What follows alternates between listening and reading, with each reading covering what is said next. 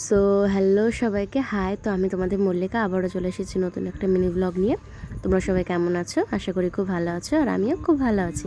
তো যেমনটা তোমাদেরকে কথা দিয়েছিলাম, অষ্টম প্রহরের সমস্ত ভিডিও আমি তোমাদের সাথে শেয়ার করব। তো প্রথম থেকেই সমস্ত কিছু ভিডিও তোমাদের সাথে শুরু করে দিয়েছি, তারপর নাম কীর্তনের দিনের ভিডিওটা তোমাদেরকে দেখিয়েছি। এবার ছিল রাসযাত্রা। তো রাত 12টা থেকে ভোর 4টে পর্যন্ত রাসযাত্রা হয়েছিল, আর রাজ দেখেছিলাম। তো আমি কিছু দেখবো আর করব, সেটা তোমাদের সাথে শেয়ার করব না, এটা তো কখনো হতেই পারে না। তারপর রাজযাত্রা শুরু হয়ে গেছে 12:30টার সময়, কারণ যারা এসেছিলো তারা সমস্ত কিছু গোছাতে গোছাতে 12:30টা বেজে গেছিলো। তো দেখো, কৃষ্ণ এখানে চলে এসেছে, রাধারানীও চলে এসেছে, এবার রাজযাত্রা শুরু হয়ে গেছে। রাজযাত্রাটা একটু অন্যরকম, কারণ আমি অন্যান্য জায়গায় দেখেছি যে রাধাকৃষ্ণ খণ্ডে যে 13টি খণ্ড থাকে, সে খণ্ডগুলো এক এক করে দেয়। আমি দেখেছি কালিয়া দমন খণ্ড, আমি দেখেছি নৌকা খণ্ড, দেখেছি ভার খণ্ড, দেখেছি কৃষ্ণ বংশী খণ্ড, আর এটা ছিল রাধা বিরহ খণ্ড, অর্থাৎ রাধার সাথে কৃষ্ণর যে রাসযাত্রা হয়, সেই শিব চতুর্দশী মিলনে যে রাসযাত্রা দেখার জন্য স্বয়ং ভগবান ঈশ্বর আমাদের মহাদেবও চলে আসে। এই দেখো, তো এখানে ঈশ্বর মহাদেব আর পার্বতীর কথা চলছে যে রাসযাত্রা ঈশ্বরের দেখতে খুবই ইচ্ছা করছে মহাদেবের, কিন্তু সে দেখতে পাবে না। কারণ এখানে শুধু মহিলারাই প্রবেশ করতে পারবে এই যাত্রায়, আর কোনো পুরুষ পারবে না। তো সেই ঈশ্বর মহাদেব রাসযাত্রা দেখার জন্য মহিলা সেজেও চলে এসেছিল এখানে, কিন্তু অবশেষে ধরা পড়ে গেছিলো। সেই ভাগটা একবার হয়ে গেল। তারপর হলো এখানে কুটিলা, যে খুব মজা করছিল সবার সাথে।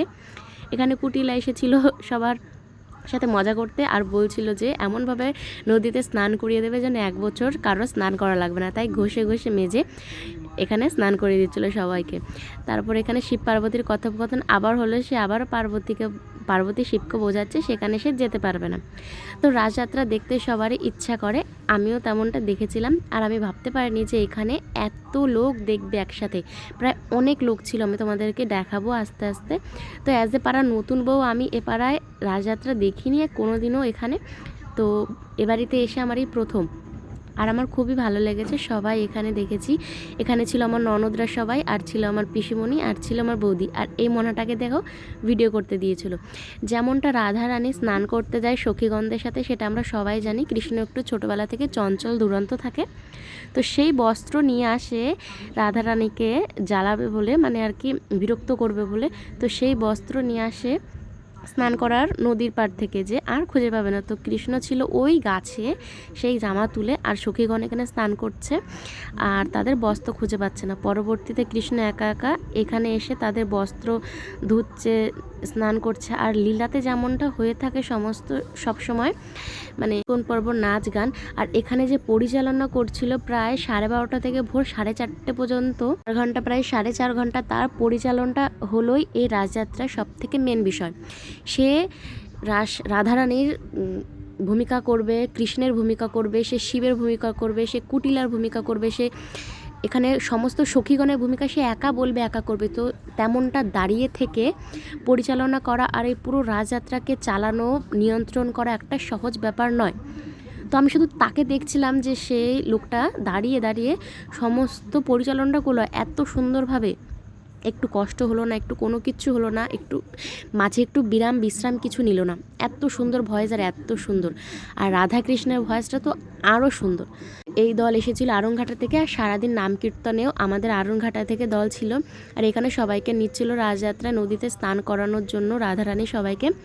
আর আমার একটু ঠান্ডা লেগেছে, ভয়েসটা একটু এমন হতে পারে, তো তোমরা একটু অ্যাডজাস্ট করে দেখে নিও। আর আমি সবসময় যেমনটা তোমাদেরকে বলে থাকি, তোমরা যেমনটা আমাকে উপকার করতে থাকো, তো সাথে থেকো, পাশে থেকো, অবশ্যই ভিডিওটা ভালো লাগবে, শেষ পর্যন্ত অবশ্যই দেখবে। তারপর এখানে রাধাকৃষ্ণের কথোপকথন হচ্ছে, সবাই মিলে এখানে গৌর হরি বলে সবাই একভাবে মাতোয়া হয়ে এখানে নাচ করছে। আর রাধা কৃষ্ণের মিলন, রাধা কৃষ্ণের প্রেম, রাধা কৃষ্ণের কাহিনী এখনও অমর হয়ে আছে, আর আমাদের মধ্যে চলতে আছে, আর সর্বদা চলবে। এটা কিন্তু কোনো বিরামের কোনো কিছু নেই। আর কৃষ্ণ এত সুন্দরভাবে সেজেছিল, সমস্ত ভূমিকাই ছিল খুব দুর্দান্ত। আর আমার ভিডিও কেমন লাগলো অবশ্যই তোমরা জানাবে। আর মাঝে আমি একটু বাড়িতে গেছিলাম একটু দরকারে, তো তাই তোমাদেরকে দেখে নিলাম। আরও আসছি নেক্সট ভিডিও নিয়ে, পরবর্তী ভিডিও আশা করি তোমাদেরকে অবশ্যই ভালো লাগবে। যে কটা ভিডিও ফটো শেয়ার করেছি অবশ্যই তোমরা দেখবে, আর অনেক অনেক অনেক ভালোবাসা দেবে।